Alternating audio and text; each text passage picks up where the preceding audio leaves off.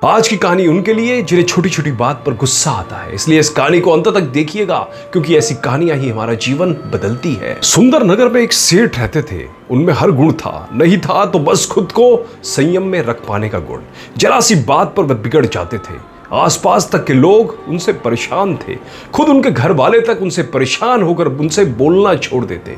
किंतु यह सब कब तक चलता? वे पुनः उनसे बोलने लगते। इस प्रकार काफी समय बीत गया, लेकिन सेठ की आदत नहीं बदली। उनके स्वभाव में तनिक भी फर्क नहीं आया। अंततः एक दिन उसके घर वाले एक साधु के पास गए और अपनी समस्या बताकर बोले, महाराज, हम उनसे अत्यधिक परेशान हो गए हैं, कृपया कोई उपाय बताइए। तब साधु ने कुछ सोचकर कहा, सेठ जी को मेरे पास भेजना। ठीक है महाराज, कहकर सेठ जी के घर वाले वापस लौट गए। घर जाकर उन्होंने सेठ जी को अलग अलग उपायों के साथ उन्हें साधु महाराज के पास ले जाना चाहा, किंतु सेठ जी साधु महात्माओं पर विश्वास नहीं करते थे, अतः वह साधु के पास नहीं आए। तब एक दिन साधु महाराज स्वयं ही उनके घर पहुंच गए। वे अपने साथ एक गिलास में कोई द्रव्य लेकर गए थे। साधु को देखकर सेठ जी की प्यूरियां चढ़ गई, परंतु घर वालों के कारण वे चुप रहे।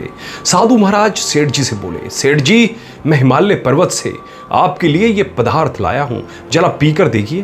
पहले तो सेठ जी ने आनाकानी की, परंतु फिर घर वालों के आग्रह पर भी मान गए। उन्होंने द्रव्य का गिलास लेकर मुंह से लगाया और उसमें मौजूद द्रव्य को जीभ से चाटा।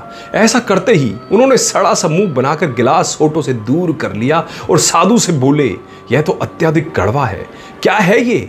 अरे, आपकी जबान जानती है कि कड़वा क्या होता है। साधु महाराज ने कहा, यह तो हर कोई जानता है। कहते समय सेठ ने रहस्यमयी दृष्टि से साधु की ओर देखा। नहीं, ऐसा नहीं है। अगर हर कोई जानता होता तो इस कड़वे पदार्थ से कहीं अधिक कड़वे शब्द अपने मुंह से नहीं निकालता। सेठ जी वह एक पल को रुके, फिर बोले, सेठ जी याद रखिए, जो आदमी कटु वचन बोलता है वह दूसरे को दुख पहुंचाने से पहले अपनी जबान को गंदा करता है। सेठ समझ गए थे कि साधु ने जो कुछ भी कहा है उन्हें लक्षित करने के लिए कहा है। वे फौरन साधु के पैरों में गिर पड़े।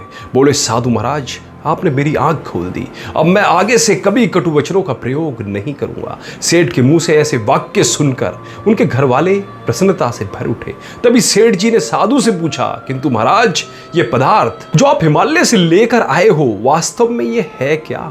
साधु मुस्कुराकर बोले, नीम के पत्तों का अर्क है। क्या?